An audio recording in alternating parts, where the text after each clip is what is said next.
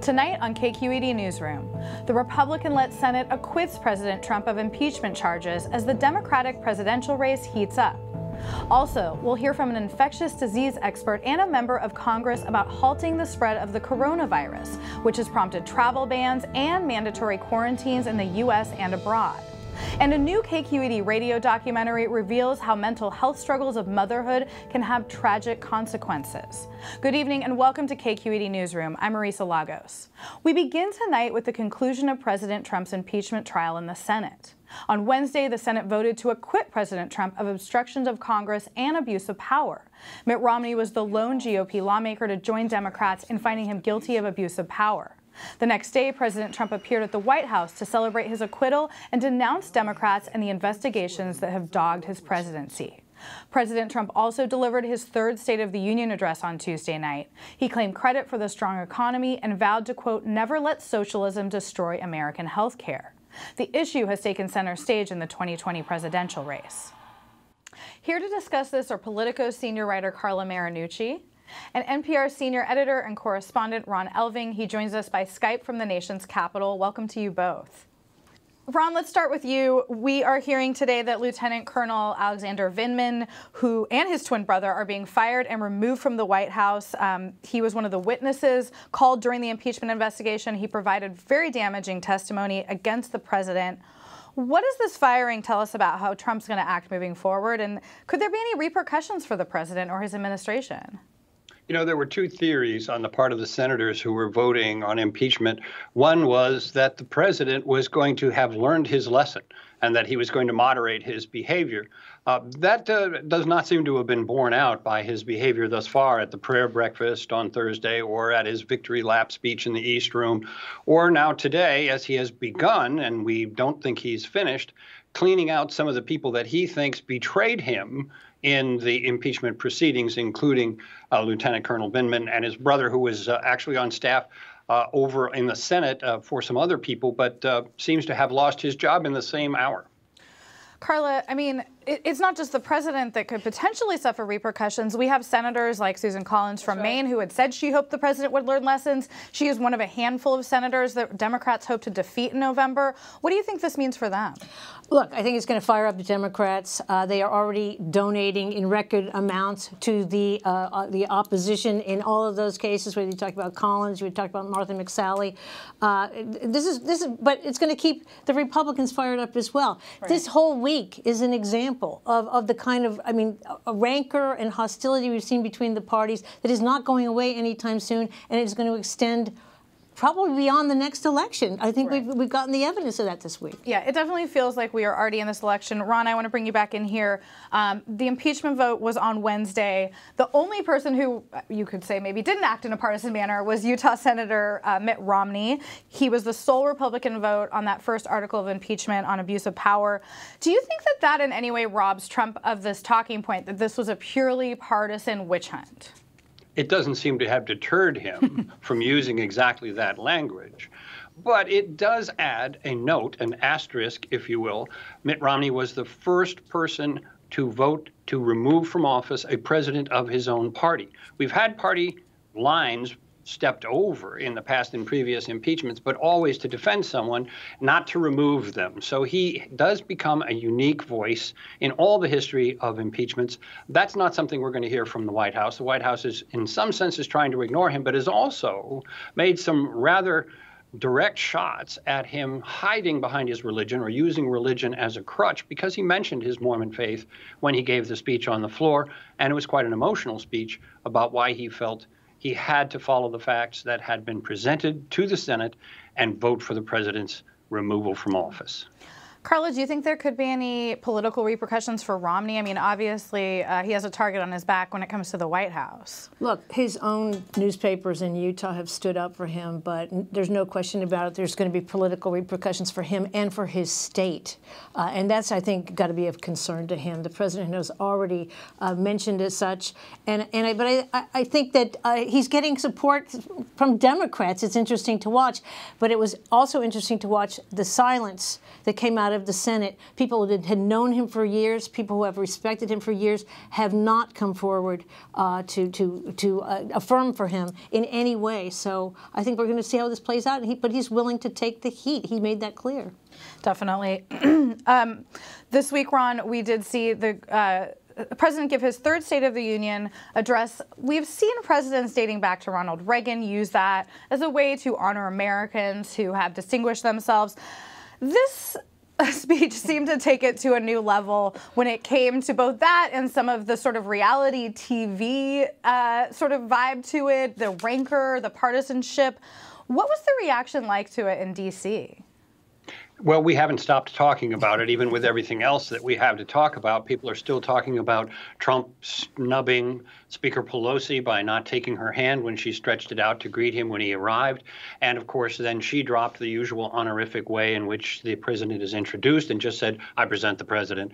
And then, of course, most dramatically, the ripping up of the speech. But along the way and in between, we saw all those dramatic moments, all those sympathetic people in the gallery getting some kind of recognition from the president, many of them people of color, African Americans, the president reaching out, campaigning, if you will, but nonetheless doing it in a way that was more inclusive than he usually is. But then, of course, he gave the Presidential Medal of Freedom to Rush Limbaugh right there in the gallery, right before everyone, having Melania hang it around his neck. There's probably no way you could stick it to Democrats and liberals around the country more determinedly than by doing that with Rush Limbaugh. Of course, he has been diagnosed with stage 4 cancer, and so he is a sympathetic figure in that respect at this particular moment.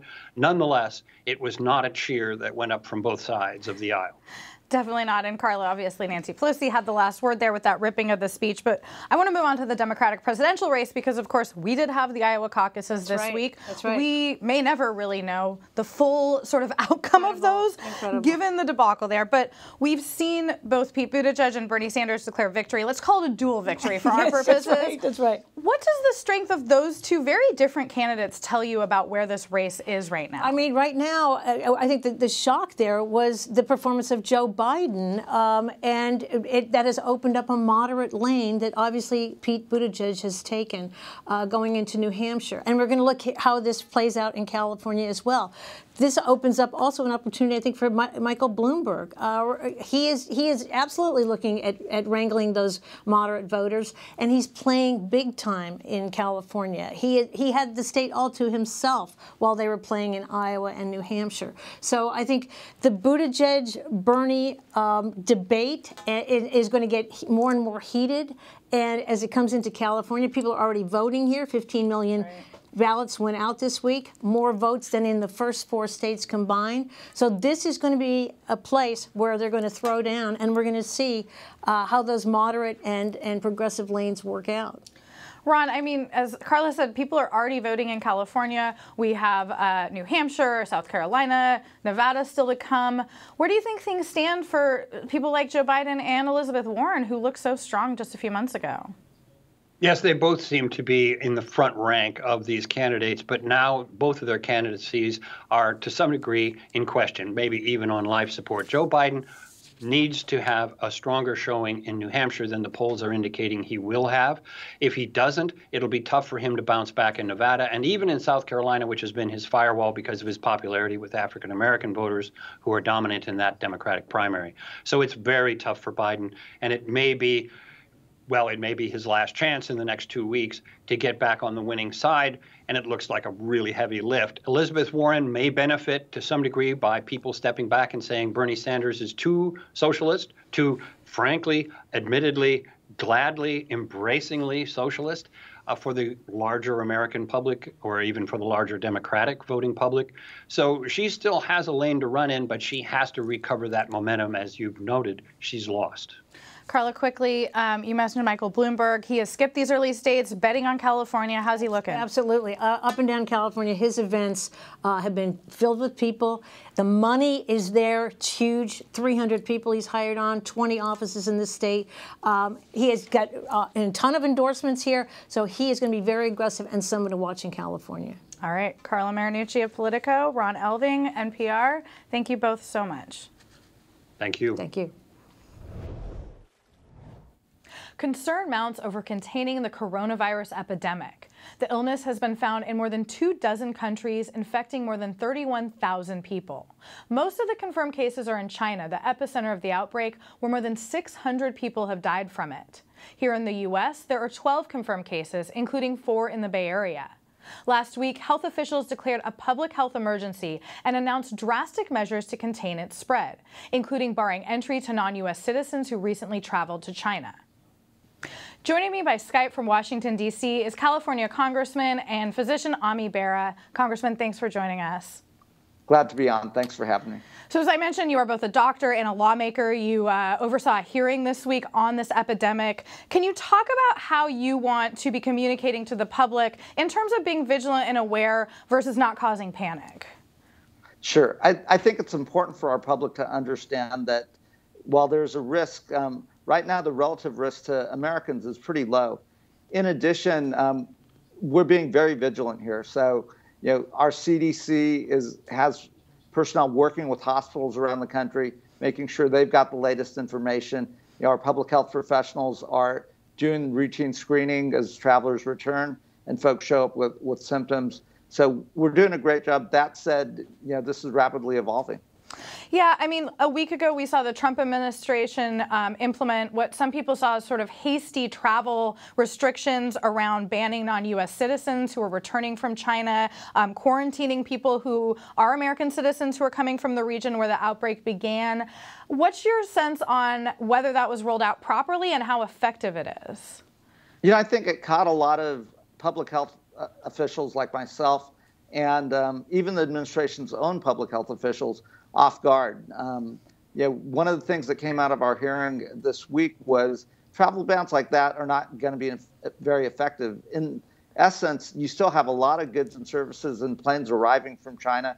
We know this virus is no longer confined to a particular region because it's showing up in lots of different countries. So you can't ban all travel from everywhere. So there's better methods. We ought to very quickly come up with a better diagnostic tools so we can do rapid diagnosis, et cetera. And the travel ban probably isn't going to work. What would you like to see the Trump administration do that they haven't so far? Our first recommendation to the Trump administration is to use every tool and resource to make sure we get our CDC, public health officials, epidemiologists to the epicenter in Wuhan. We've got the best trained people in the world, and that's how we can get the best information. Secondly, what we learned from the 2014 Ebola crisis was you have to have a real command control structure. Multiple agencies are going to be involved in the response. You've got to have a single individual in charge here that can coordinate across agencies, as well as this is an international response. So is constantly in communication with the rest of the world. What do you think is the most sort of concerning thing right now in terms of containing this virus? Is it how the Chinese government is dealing with it, or is it what you talked about, which is just how global the world is in terms of travel these days? I think it's a little bit of both. The fact is the world is interconnected and people travel and goods and services move around the world pretty quickly. I think the real concerning thing right now is we don't have the best information in terms of incubation time, in terms of how easily it's transmitted from human to human, in terms of can you transmit this when you don't have any symptoms, or are you only infectious when you have symptoms? That's why it's really important for us to get our personnel into China at the epicenter, to study it, to understand it, to do all the contact tracing, et cetera, so we know exactly what we're dealing with. What's your sense on how cooperative the Chinese government is being in terms of letting Americans and other nations send their scientists there? CDC's been asking for several weeks to send personnel there. Chinese have been slow to respond. My understanding is President Trump had a conversation yesterday with the Chinese premier. Hopefully the Chinese will work with us more closely. Again, we've got the best personnel, and this isn't criticizing China. It's just this is now a global epidemic or pandemic, and we all should be working together to figure out how best to get ahead of this. Before I let you go, we have heard some troubling stories really from around the globe about discrimination against Chinese people. Can you just talk about your message to the public when it comes to that type of thing? Yeah, my message to the public is this is a virus. It doesn't know ethnicity. It doesn't know culture. It doesn't know where that person was born, whether in China or here in the United States. And we've got to make sure we don't overreact, and it's never appropriate for us to single out a particular ethnic group. All right, Elk Grove Congressman Ami Bera, also a physician, thank you so much for joining us. Thank you for having me on. This week, the Centers for Disease Control started shipping out coronavirus test kits to labs across the U.S. as scientists work around the world to develop a vaccine for it. Joining me now is Dr. Charles Chu, an infectious disease expert and professor at UC San Francisco. Dr. Chu, thank you so much for being here. Thank you. Very busy time for you. I want to start, can you just explain to us what is coronavirus and why is it so dangerous? It feels like when you hear about the symptoms, they're almost benign this time of year. A runny nose, a fever. What is it about this disease? Yeah, so coronaviruses are actually a part of a group of viruses which are known as common cold viruses. Okay. And these are the seasonal viruses that you see year after year. The symptoms that you would get include fever, nasal congestion, runny nose, cough. But as for coronaviruses, along with other viruses, a subset of patients or some individuals may get very sick from these. So most people will do fine. They'll just have a minor upper respiratory illness. There are some people, though, will get sicker, and the coronaviruses can cause a pneumonia that can become life-threatening. So in this case, it feels like we are hearing about not necessarily the highest risk patients getting sicker. Is there something about this strain that makes it more virulent or dangerous, or do we know yet? Yeah, I think one thing is that we have to distinguish this coronavirus from the seasonal human coronaviruses. So we have a total of 7 known coronaviruses. 4 of them are seasonal. These are coronaviruses that we see year after year. In fact, it's actually thought that these seasonal coronaviruses comprise up to 10 to 30% of all respiratory infections. So all cases of the common cold, 10 to 30% caused by coronaviruses. This is a new virus. This is a virus that, as best as we can tell, arose probably in early December, late November, but early last year, very recently, right, there was an animal-to-human transmission event. It occurred in the city of Wuhan, China. And so this is a virus that really has never before been seen in humans. And as a result, I think that there's been more concern about this because there's a lot about this virus that we still don't know. Yeah. I mean, you've been working on a rapid diagnostic test. I know just diagnosing people has been a challenge. How close do you feel like you guys are? And is that something that we would share with the Chinese government? Yeah, I think it's really important for us to develop rapid diagnostic tests. Now, the CDC has a test that they are running for screening for patients or individuals returning from China who may have been infected.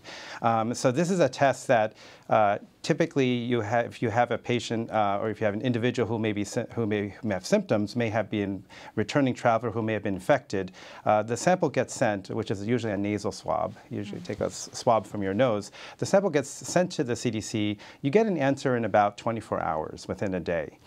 What I do think, though, is we're working on a test where we can get an answer within 1 hour. I want to develop a test that you could actually take the sample and perhaps do the testing at a patient's bedside or in the emergency room, or even in the future, say at an airport where you want to screen patients who may have been exposed or returning from China. So how close are we? So we actually have the test working, but it's working currently in the research laboratory. The next step is to test it in a clinical laboratory and to also engage with the FDA, the Food and Drug Administration.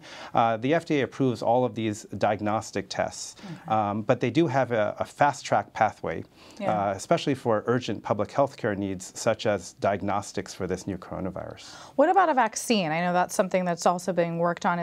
Do you think that would be possible to have a vaccination for this virus? Yeah, certainly. There's been a huge drive for a vaccine because vaccines are really our best way to prevent viral infections, especially because these viral infections, they can be so ubiquitous. And as you know from the influenza vaccine, even a vaccine that's not 100% effective every year is still helpful, can still help decrease the number of infections. Yeah. So there's been a lot of interest in the vaccine, and we do have some experience from the SARS outbreak, which occurred in 2003. We have some experience. There was a SARS vaccine that was actually developed developed, but it was never used because the SARS outbreak was over. I suspect that there will be more opportunity for vaccine developers this time around because already this new coronavirus has caused more cases, many more cases than SARS. So in the meantime, we are seeing mandatory quarantines as a way to prevent the spread both in the U.S. and abroad.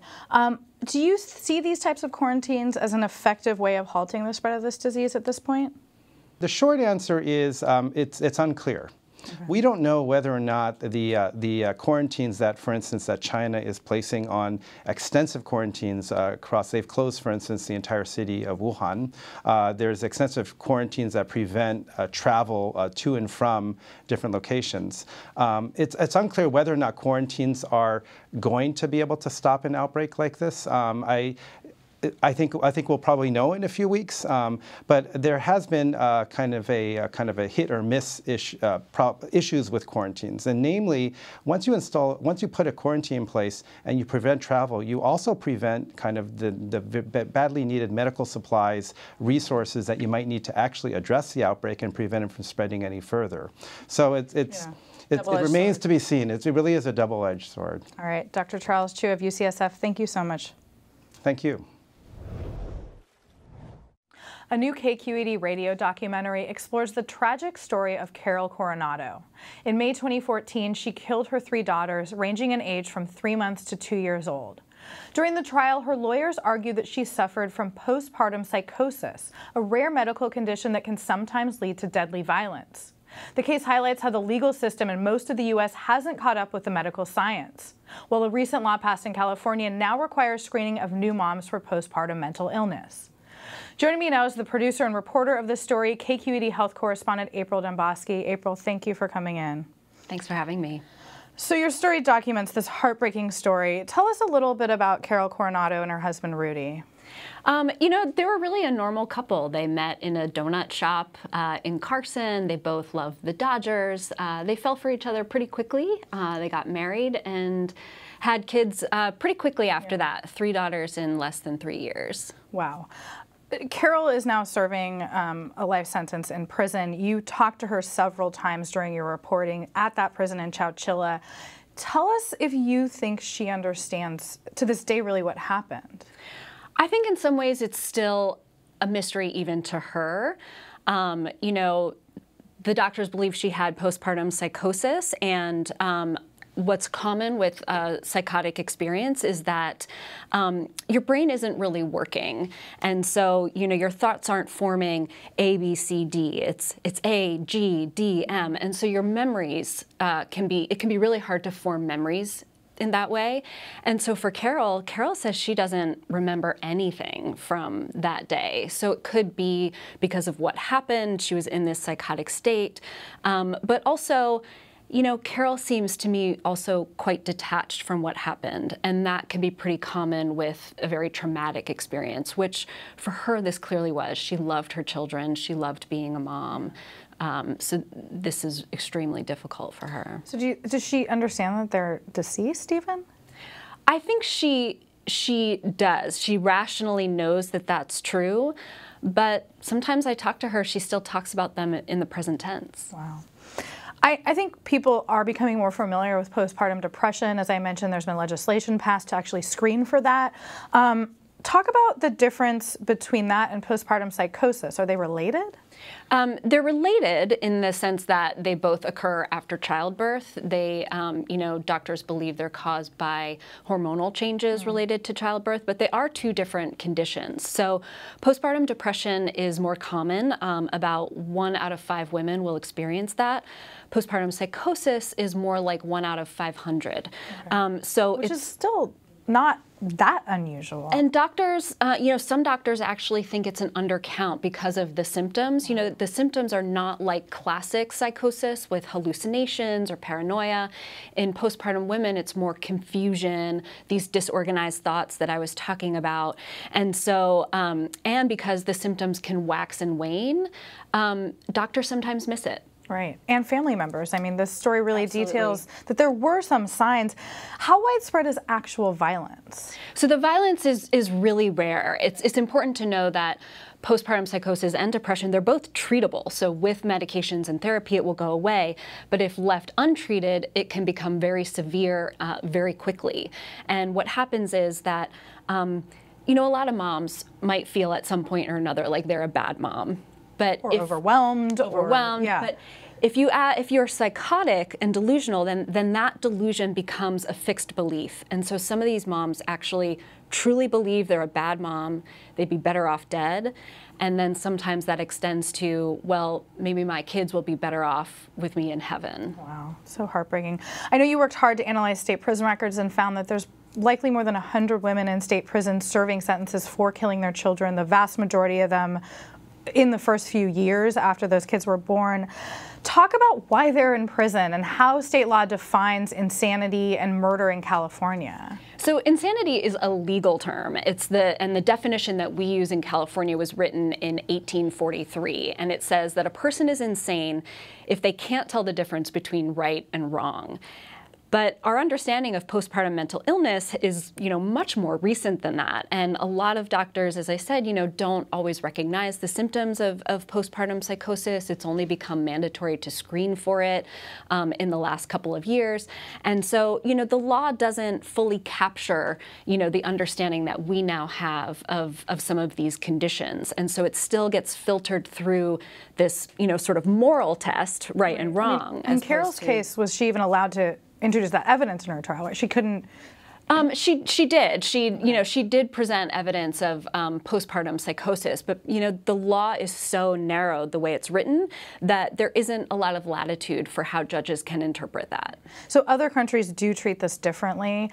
Can you tell me if you think that there's any chance that we could change state laws here to more mirror what we see in the EU and other places like that? Well, some health advocates are changing. So in other countries, they treat these offenses as a totally separate category of crime. So it's considered more manslaughter as opposed to murder. I think the U.S. is pretty far from reaching that, but there are some steps that some states are trying to take where they can allow postpartum mental illness to be a mitigating factor and possibly even, you know, just reduce the sentence a little bit. All right. Health correspondent April Demboski, we will keep an eye out for the rest of your reporting. Thank you so much. Thanks, Marisa. You can hear April's radio documentary at thecaliforniareport.org. That'll do it for us. As always, you can find more of our coverage at kqed.org/newsroom. I'm Marisa Lagos. Thanks for joining us.